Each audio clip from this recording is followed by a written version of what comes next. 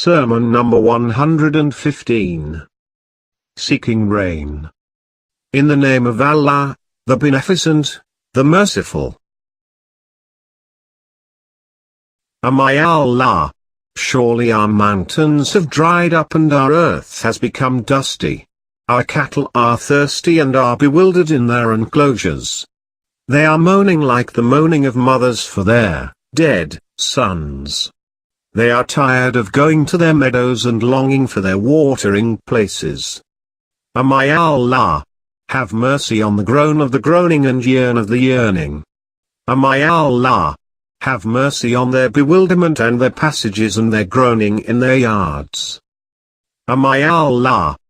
We have come out to thee when the years of drought have crowded over us like a herd of thin camels. And rain clouds have abandoned us. Thou art the hope for the afflicted and succor for the seeker. We call thee when the people have lost hopes, cloud has been denied and cattle have died, that do not seize us for our deeds, and do not catch us for our sins, and spread thy mercy over us through raining clouds, rain-fed blossoming, amazing vegetation, and heavy downpours with which all that was dead regains life and all that was lost returns. O my Allah! Give rain from thee which should be life-giving, satisfying, thorough, wide-scattered, purified, blissful, plentiful and invigorating. Its vegetation should be exuberant, its branches full of fruits and its leaves green. With it thou reinvigoratest the weak among thy creatures and bringeth back to life the dead among thy cities. O my Allah!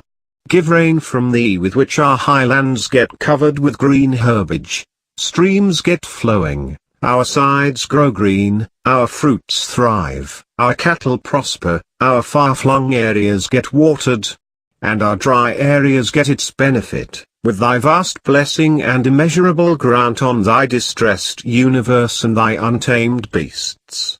And pour upon us rain which is drenching, continuous and heavy, wherein one cycle of rain clashes with the other and one raindrop pushes another into a continuous chain. Its lightning should not be deceptive, its cheek not rainless, its white clouds not scattered and rain not light, so that the famine-stricken thrive with its abundant herbage, and the drought-stricken come to life with its bliss.